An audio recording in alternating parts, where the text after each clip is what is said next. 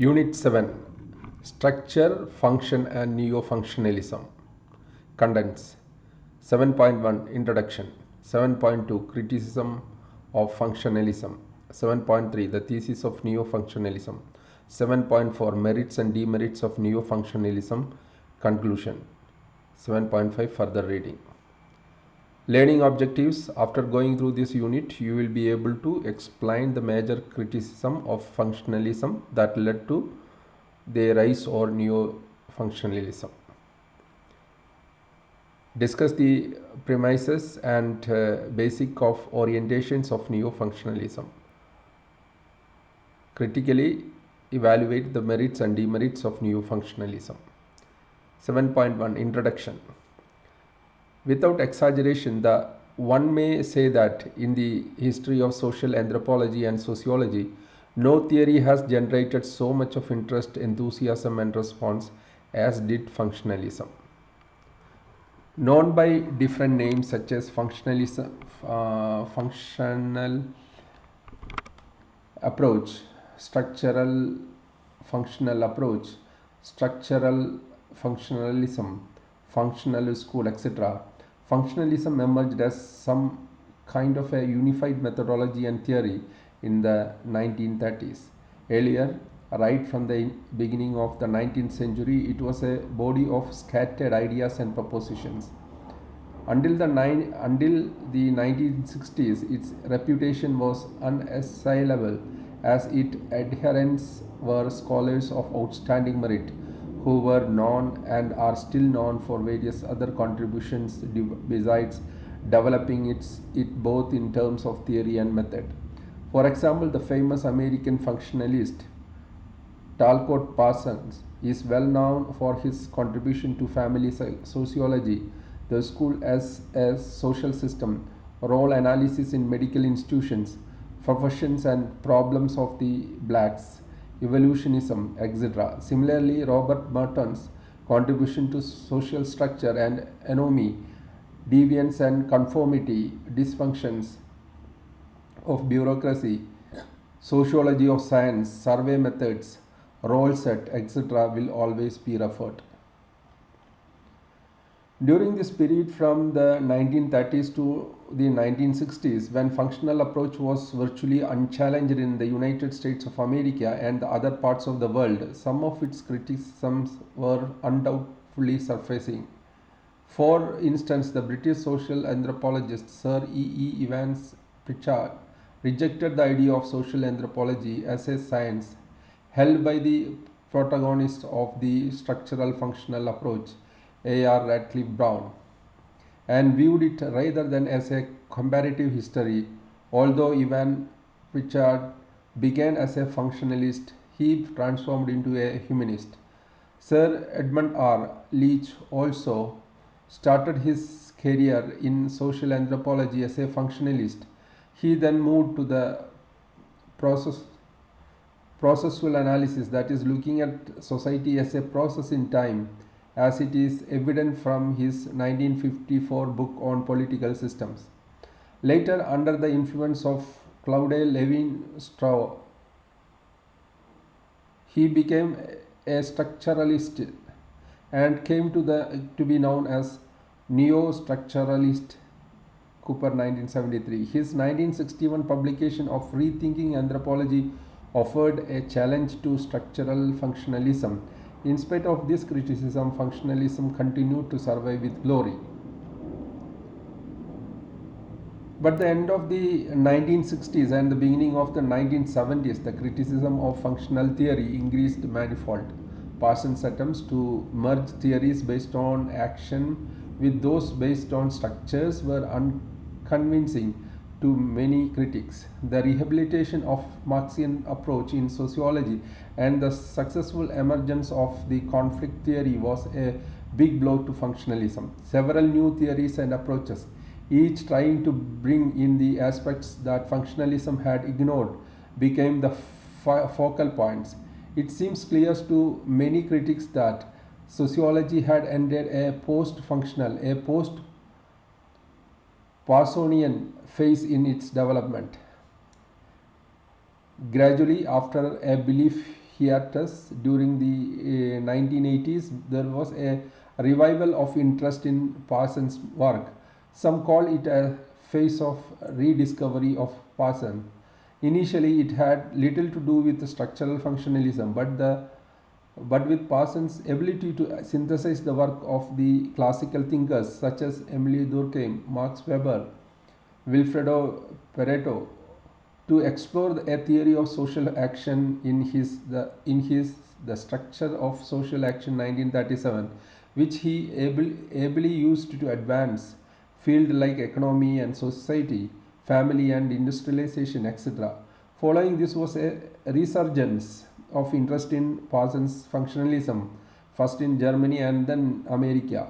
In 1985, Jeffrey C. Alexander introduced the term neo-functionalism with an aim to reconsider and revise Parsons' theory. Neo-functionalism offered a critique of the fundamental propositions of the original theory of functionalism. It examined the aspects of several other theories, some of which had conflicting relationship with functionalism, for example Marxism, in order to integrate them with neo-functionalism.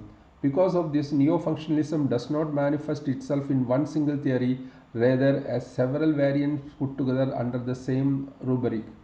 Against this background, Alexander 1985 emphasizes that neo-functionalism should be considered to a lesser extent as a theory and more as a wide-ranging intellectual tendency or movement. This unit centers around the critical evolution of functionalism and the emergence of neo-functionalism. We will explore the concept of neo-functionalism in sociological writings and examine its merits and limitations. 7.2 Critics of Functionalism. One of the main critiques of functionalism is that it does not adequately deals with history. One of the main criticisms of functionalism is that it does not adequately deal with history. In other words, it is inherently ahistorical but not anti-historical. It does not deal with the questions of past and history, although the advocates of functionalism had considered evolution and diffusion as important process of change. Functionalism in social anthropology in 1930s emerged as a reaction to the 19th century pseudo-historical and speculative evolutionism and diffusionism. It also tried to overcome the ethnocentric bias of the earlier approaches, which regarded the contemporary pre-literate societies, popularly known as primitive societies, and certain customs and practices found among them as remnants of past.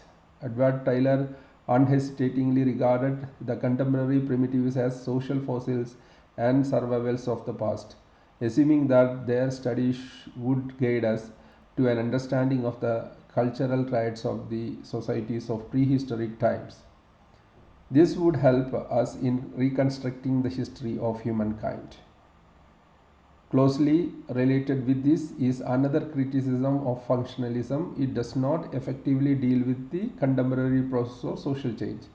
Thus, in essence, because it is neither able to study the past of societies nor the contemporary change process, it is more suited to the study of contemporary static structures, if there are any, or perhaps it portrays the societies it studies as if they are static, which in reality may not be so. The picture of a society that functionalists present is like the picture of a frozen river that tells nothing but about its ebb and flow. By analogy, functionalists freeze society in the same manner as still camera freezes people and locations in its frame. There are two views on this issue. First, the problem is believed to lie in the theory of functionalism, because when the parts of a society are seen as reinforcing one another as well as the system, when each part fits well with the other parts, then it is difficult to explain how these parts can contribute to the change. Or why should the parts change or contribute to change when they are all in a state of harmony? The second opinion is that there is nothing in functionalism which prevents it from dealing with the issues of history and change. For instance, Parsons' 1966 book titled Societies, Evolutionary and Comparative Perspectives reflects the ability of structural functionalism to handle the dimensions of change. So, does Smelser's work in 1959 on Industrial Revolution? The problem lies, according to some, not with the theory of functionalism, but its practitioners who rarely addresses the issues of change, and even when they do, it is in developmental and adaptive terms than in revolutionary. Turner, Mariinsky, 1979. Whether the problem of functionalism has to do with the theory or its practitioners, the fact remains that the main contributions of structural functionalists lie with the study of static, not changing social structures. Another criticism of functionalism is that it is unable to deal effectively with conflicts. Functionalists had overemphasized harmonious relationships. They tend to exaggerate consensus, stability, equilibrium, and integration, disregarding the forces of conflict and disorder and changes emerging from them. From them, conflict is necessarily destructive and occurs outside the framework of society. One may remember here Durkheim, who regarded anomie, the state of normlessness, as a social sickness. Both Comte and later Durkheim were staunchly critical on the Marxist and sociological thoughts, for they believed that the need of that time when they were writing was social reconstructions and order. Society had already become quite disintegrated, they said, because of the French Revolution, and any support rendered to the idea of revolution would further accentuate disorder. Thus, Comte's positivism and Durkheim's functional explanations paid scant attention to the issues of conflict. Box 7.1, Early 20th Century Functionalism.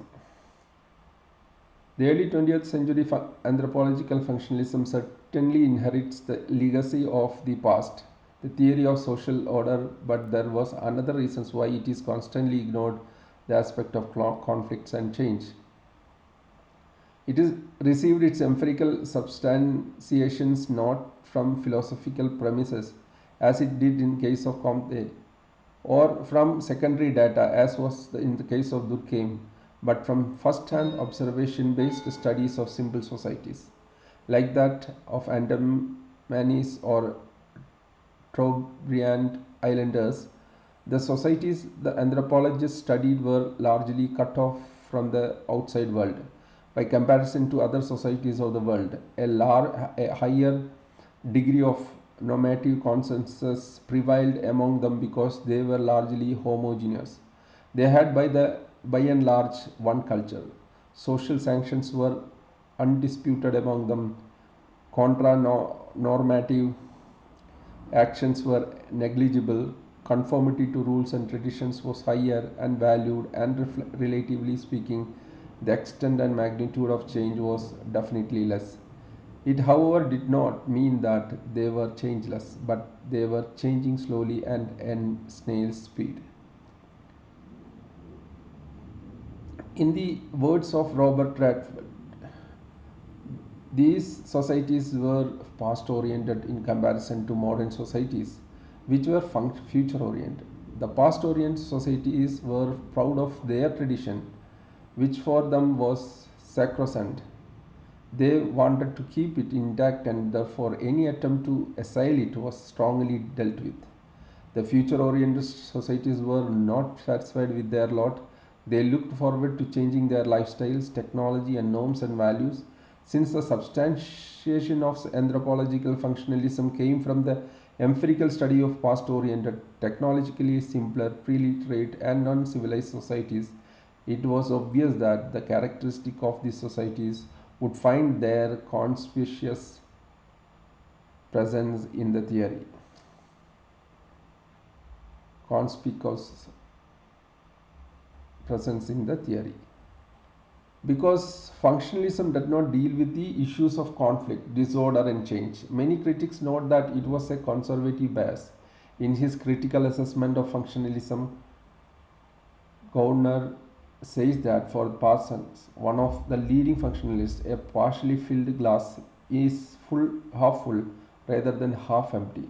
The point here is that for those the glass is half full are emphasizing the positive aspects of a situation in comparison to those who lay emphasis on the negative side, seeing the glass as half empty.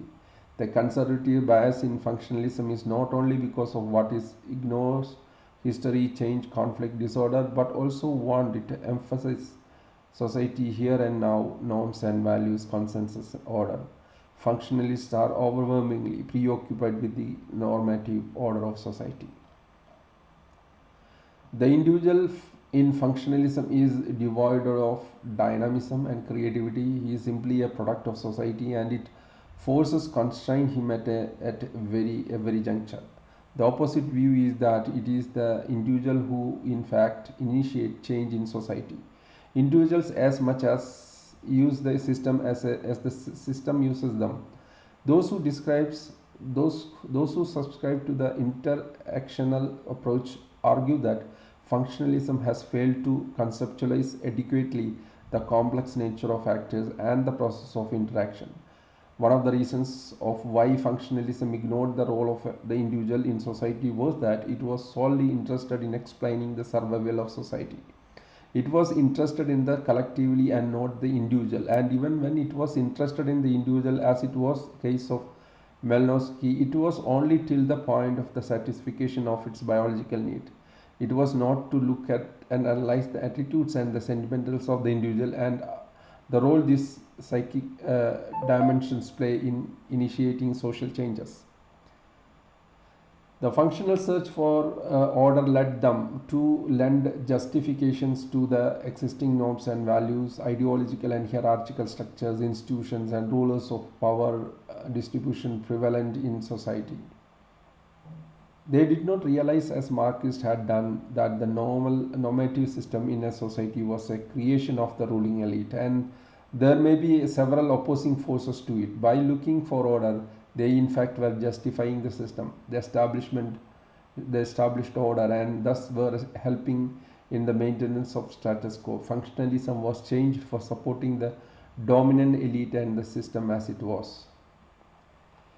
In addition to these, there were some important methodological and logical criticism of functionalism. The belief of functionalism that there is a single theory that could be used in all situations was an illusion. Many scholars found that it was difficult to apply functionalism to complex societies which were not only fast changing but were also conflict ridden. The idea of relativism, that is, things are meaningful in their respective cultural context, to which functionalists gave support, made a comparative analysis difficult. If things can only be understood in the context of the social system of which they are part, then how can we compare it with similar things in other systems? If polyandry, for example, makes sense in the context of the community of Todas, how can we compare it to the polyandry in John Bauer? Some scholars have tried to deal with this matter of the lack of compatibility in functionalism, comparability in functionalism. Walter Goldschmidt has argued in favor of an approach he has called comparative functionalism. According to this approach, there is a universality of functions to which institutions are response. All cultures require the same functions. However, the institutions that fulfill these functions vary from one society to another. One of the important criticisms of functionalism is that it is inherently teleological. That is, explanations are given in terms of purposes and goals. With respect to this, Turner and Mariansky submit that the teleology per se is not a problem. As a matter of fact, social theory should take into account the teleological relationship between society and its component parts. The problem comes when teleology is stretched to unacceptable limits, when it is believed that only the given and the specific part of society can fulfill the needs. Teleology becomes illegitimate when it fails to take into consideration the idea that a variety of alternative structures can fulfill the same needs. Why certain structures came up and why certain structures become irreplaceable needs to be explained. The later functionalists such as Parsons and Merton were aware of this problem and in their own ways tried to overcome it. Merton, for example, proposed the concept of functional alternative. In his analysis of the family system, Person was able to show that in the contemporary industrial society, nuclear family performed the functions of a primary socialization and stabilization of adult personality, and no other institutions could carry them out. These functions were non-transferable to any other institutions. Functionalism Functionalism has also been criticized for making explicit what is implicit in the premise. The technical term used for this kind of reasoning is tautology. For example, if religion exists, it must be functional, otherwise it will cease to exist, and its functions must be to be contribute to social solidarity, because without it society will not able to survive. Many critics have pointed out that functionalism suffers from the globular or circular reasoning. Needs are postulated on the basis of existing institutions that are in turn used to explain their existence. For instance, society as a social fact explains the division of labor, and in turn division of labor contributes to the maintenance of solidarity in society. What is happening here is that the whole is being defined in terms of its parts, and then parts are being defined in terms of the whole. Because one is being defined in terms of the other, in fact none of them, neither the whole nor its parts, is actually being defined. As we noted earlier, here also there is a debate whether the tautology is inherent in the theory or has come into existence because of the deeds of its practitioners. Reflection for and action 7.1. Discuss the major criticism of functionalism that led to the emergence of neo-functionalism. 7.3. The thesis of neo-functionalism. 7.3. The thesis of neo-functionalism. A revival of interest in Parsons' work, first in Germany and then the United States of America, led to the emergence of neo-functionalism. The basic aim has been to merge certain aspects of functionalism, those which have withstood the test of time, with other paradigms that have better developed critical perspectives.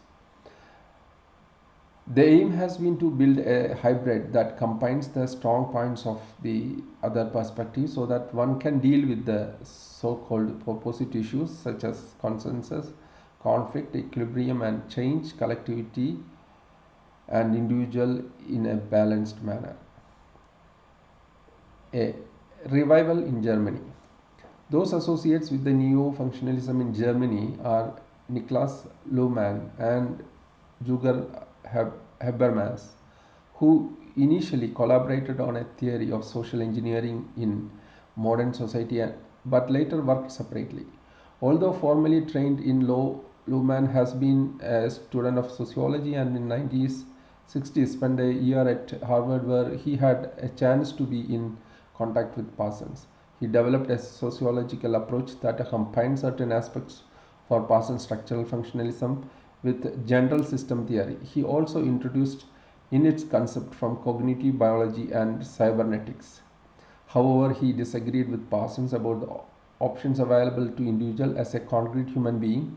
Parsons placed emphasis on value consensus, also believing that because the social system penetrates the personality system, the opinions available to the individual for social relationships and the behavior are unlimited. But this is Luhmann's things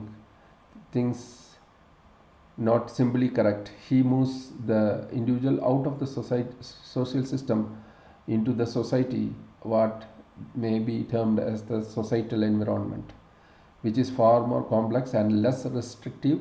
It accords people more freedom, especially freedom for carrying out irrational and immoral behavior.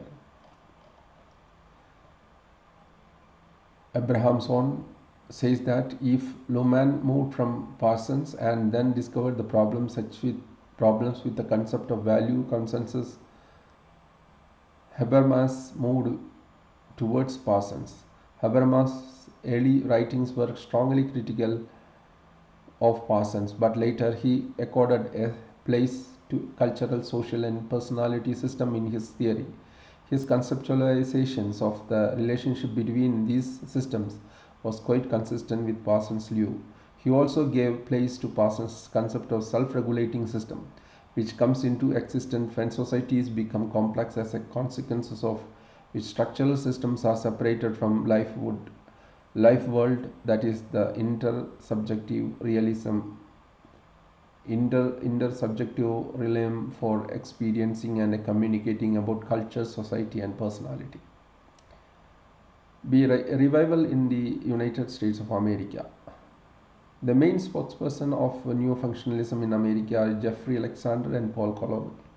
In one of their joint publications of 1985, they define neo-functionalism as a self-critical stand of functional theory that seeks to broaden functionalism's intellectual scope while retaining its theoretical core. Under the rubric of neo-functionalism, they had became an effort to extend structural functionalism by overcoming its difficulties. Structural functionalism envisions a single, all-embracing conceptual scheme that is supposed to be applicable for all societies at all points of time. By comparison, neo-functionalism is a loosely organized package built around a generic logic. It possesses a number of autonomous proliferations and variations which work at different levels and in different empirical contexts. Alexander and Colombi at 1990. The goal of neo-functionalists is to create a more synthetic theory. There is no doubt that Parsons was an unparalleled synthesizer, and grand theory and structural functionalism has a strong synthetic core from the beginning. In his variety of structural functionalism, Parsons tried to integrate a wide range of theoretical inputs. He was also interested in drawing an interrelationship between different systems that constitute the social world, such as cultural, social, personality systems. So Alexander and Colomb says the beginning of structural functionalism was quite promising, but gradually Parsons' approach became overly narrow and deterministic. He started viewing the cultural system as determining the other systems. Also, his overwhelming preoccupation with the problems of order led to insufficient attention being paid to conflict and strain. Alexander and Colombi think that the deficiency of structural functionalism are not irreversible. Its synthetic orientation can be recaptured. The concepts of conflict and subjective meaning can be introduced. One can regard the integration of the system and the interpretations of its various subsystems as tendency to investigate rather than as a given or assumed fact. But 7.2 Neo-functionalism, problems that need to be surmounted. In neo-functionalism, the problems that need to be surmounted are anti-individualism. The individual in structural function is a passive and lacks creativity and is simply a product of the social forces which he neither checks nor controls. Antagonisms to change. The structural functionalism is a theory of social order rather than the end of change. Conservatism. Structural functionalism has worked towards offering a justification of the systems and its practices, often justifying inequality, exploitation, and oppression. Idealism. Structural functionalism speaks in terms of an ideal society where everything is in order and stability. Anti-empiricistic basic bias. Structural functionalism is more concerned with the abstract social system instead of real societies. Neo-functionalism can be seen as an effort or efficient tendency to overcome this problem. Alexander was skeptical of calling this developed theory and more on an orientation sensitive to the criticism of structural functionalism. The basic orientations of neo-functionalism may be outlined. Neo-functionalism operates with a descriptive model of society. For it, society comprises elements that are constantly in interactions with other elements, and together they form a pattern. Because of this pattern, society is differentiated from its environment with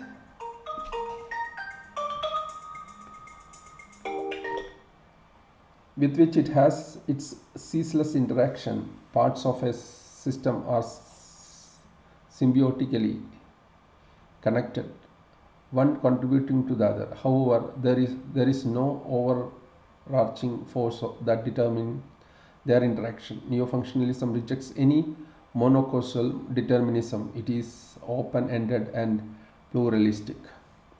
Neo-functionalism allocates equal attention to actions and order.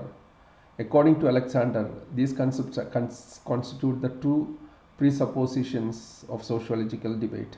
Structural functionalism has a tendency to focus almost exclusively on the macro level sources of order and in social structures and culture. It gives a little attention to micro level actions that takes place in the local level. In its analysis, neo-functionalism includes rational as well as expressive actions. It is far from viewing that human actions are only rational, gaining, multiplying, profit-oriented and scientific. One of the main functions of culture is that it allows people to express themselves, sometimes aesthetically. Like structural functionalism, neo-functionalism retains interest in integration, but it is not an accomplished fact. Rather, it is a social possibility. It recognizes that deviance in a ubiquitous social reality, and to check it, each system must have the instrument of social control, forcing the deviants to subscribe to rules lest punishment to their actions become cumulatively stringent. Social control strives to restore some sort of stability in the system. Neo-functionalism is concerned with equilibrium, but it is broader than the concern of structural functionalism. Neo-functionalism does not believe that any system can be in a state of static equilibrium. It is always moving and partial. Moreover, the concept of equilibrium is to be regarded as a reference point of functional analysis. It does not describe the lives of individuals in actual social systems, which is in perennially in action. It brings us once again to the point about neo-functionalism mentioned earlier. It is concerned equally with the other and order and action. Of all the functionalists, it was Parsons' structural functionalism that exercised the maximum impact on large scholars, some of whom later became famous as neo-functionalists. The later accept the traditional Parsonian emphasis on culture, social and personality systems, which are vital to any society. These systems penetrate one another, because of which they produce tension, which is one of the important sources of changes and control. Further changes occurs when cultural, social and personality systems are differentiated over time. This change does not occur because of conformity and harmony, but because of the rise of individualism and institutional strains. Reflections and action 7.2. What are the major similarities and differences between structural functionalism and neo-functionalism? Neo-functionalism submits that in order to enrich our understanding of the process of order and action in society, we should think of borrowing from other theories and perspectives in sociology and other social sciences. Alexander Colomy has tried synthesizing structural functionalism with other theoretical traditions to overcome the idealistic bias in structural functionalism. Neo-functionalism encourage materialistic approaches. To counter the structural functional tendency to emphasize order has led to neo-functionalists to explore the theories of culture. Insights from approaches such as exchange theory, symbolic interactionism, pragmatism, and phenomenology are being drawn to compensate for macro level bias of the traditional functional approach. The future of neo-functionalism has been cast into the doubt by the fact that Alexander, in his book of Neo-Functionalism and after 1998, has stated that he has outgrown a neo-functionalist orientation in his career. He says that One of his important goals was to show the importance of Parsons' theory. Parsons had built a theoretical scheme that was potentially capable of overcoming the contradictions inherent in classical sociology, but neither he or nor any of his collaborators and students was able to take full advantage of the theory. Alexander saw his aim as that of developing the theoretical strands that lay incipient in Parsons' work. Since he thinks that he has succeeded in this endeavor, his project of neo-functionalism is over. It will, however, Alexander says, keep on influencing his later thoughts and his present work on social societies. 7.4 Merits and Demerits of Neo-Functionalism and Conclusion.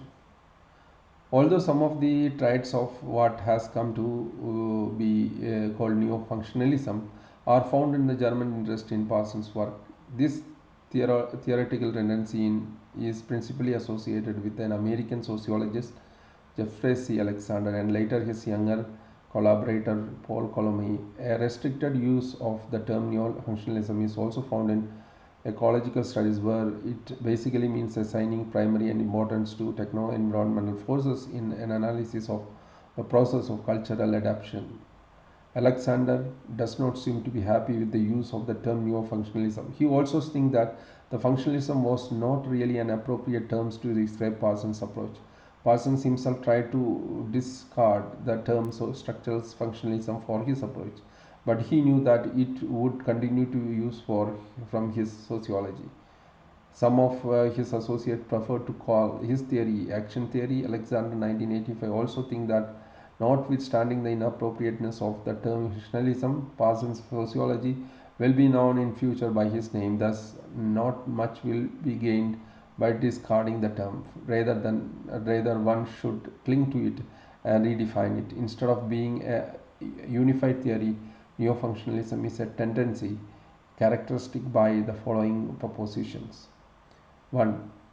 An open and pluralistic description of society as a whole, an even-handed apportionment when it comes to action versus structural, action versus order, an even-handled apportionment when it comes to action versus structure. Third, integration is viewed as a possibility. Deviance and social control are considered relative realities. Discernment between personality, culture, and society. Number 5, differentiation is viewed as the central driving force producing social change. 6, the development of concepts and theory is considered to be independent of all the levels involved in sociological analysis.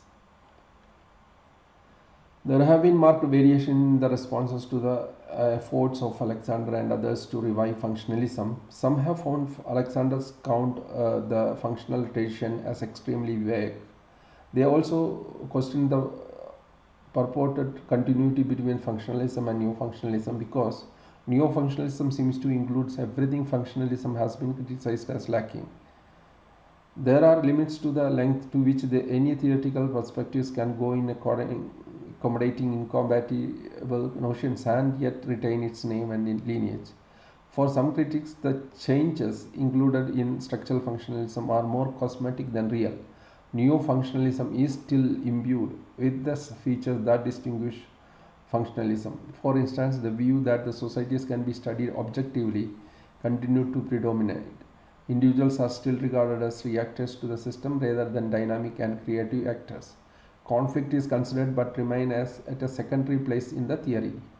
And revolution is certainly not considered, so it's a neo-functionalism old wine in new bottle. Alexander suggests that the sociology should be based on a post-positivistic understanding of science, which means that we can understand the world around us as much through theoretical explanation as through empirical inquiry. This view opposes positivism because it reduces theory to empirical data. In other words, for it, there cannot be a theory divorced for empirical facts. Positivism makes a sharp distinction between empirical observation and non-empirical propositions.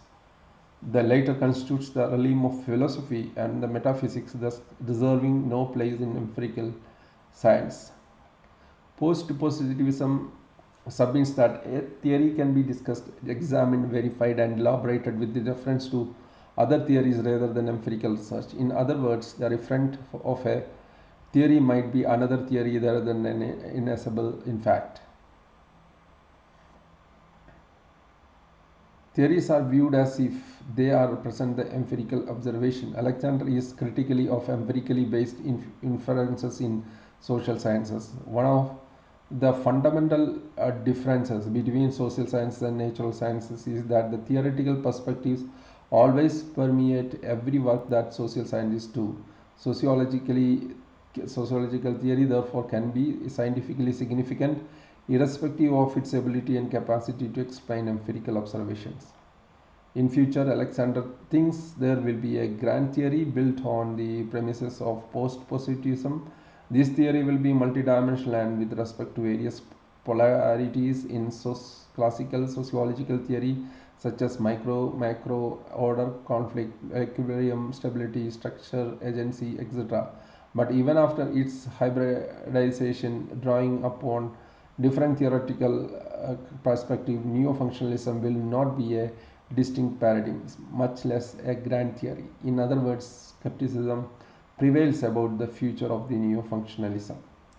Further reading, you have books from Alexander Jeffrey, there's Neo-Functionalism, from Cooper, Anthropologist and Anthropology, from Ritzer, Modern Society, Sociological Theory, and also many references has been given under this unit.